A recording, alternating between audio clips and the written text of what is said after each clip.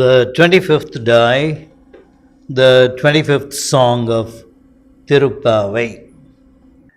ஒருத்தி மகனாய்ப் பிறந்து ஓரிரவில் ஒருத்தி மகனாய் ஒழித்து வளர தரிக்கிலானாகித்தான் தீங்கு நினைந்த கருத்தை பிழைப்பித்து கஞ்சன் வயிற்றில் நெருப்பென்ன நின்ற நெடுமாலே உன்னை அறுத்தித்து வந்தோம் பறைதருதியாகில் திருத்தக்க செல்வமும் சேவகமும் யாம் பாடி வருத்தமும் தீர்ந்து மகிழ்ந்தேலோரெம்பாவாய்.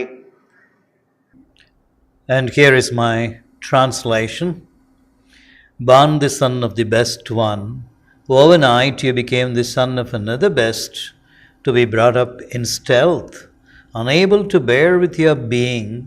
Kanchan thought of the evil.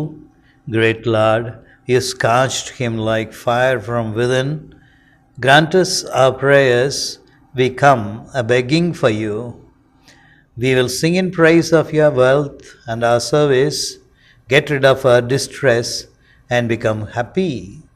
The 25th song is again a prayer in the true Vaishnavite spirit. The first part of the song refers once again to the childhood of Krishna and Kamsa's evil but fruitless designs to exterminate Krishna. Krishna was born in the prison as the son of Devaki, Kamsa's sister, and overnight was taken to Yasoda to be brought up as her son. Both Devaki and Yasoda are called Oruthi, literally meaning one woman and another woman. But traditional interpretation will look at the word to mean the especial one. The woman who gave birth to Krishna is an especial one, and so also is the one that brought him up.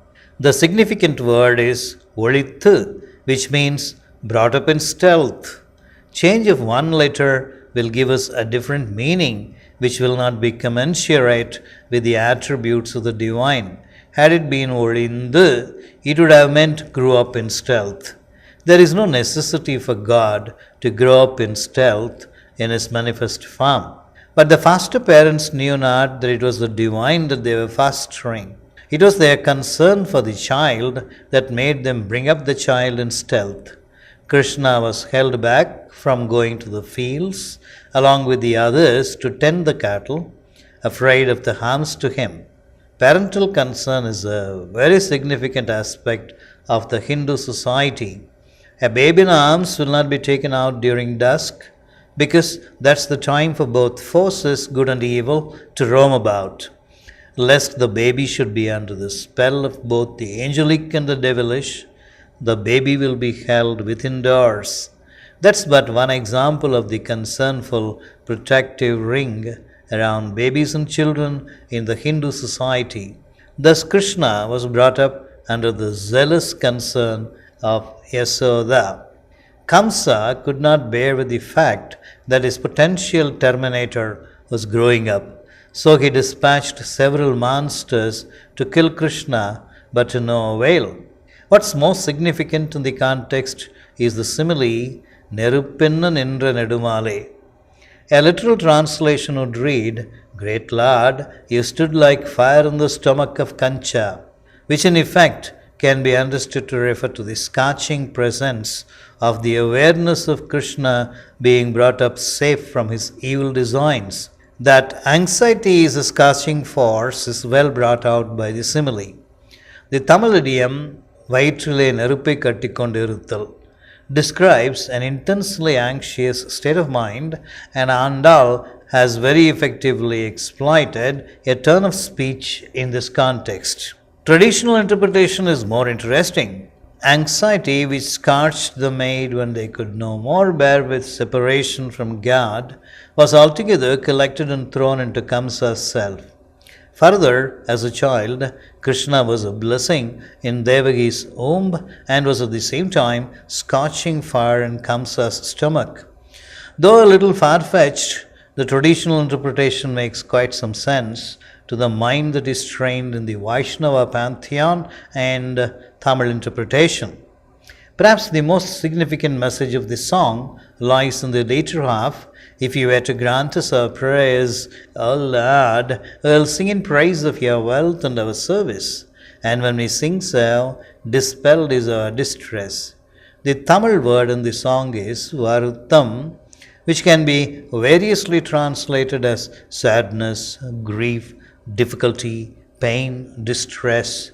The last is chosen in the context in spite of the complementary antonym that follows it, Magilndu. When grief is dispelled, happiness need not necessarily fill its place as a natural corollary. The meaning of Andal is distress at separation from God is dispelled. That's to say, there is no more separation. When there is no more separation, there is an unimpeded communion with God, and it's the bliss of the unimpeded communion with God that's the happiness as opposed to the distress in the second half of the poem. Logically, too, this interpretation falls in place. Subsequent to the 23rd song, God appeared in all his splendor and grandeur as praised in the 24th song. Naturally, the 25th song is in the form of a submission to God. The submission is, it's not a brief moment of your august presence as obtained now, but an ever and ever presence amidst us that we pray for.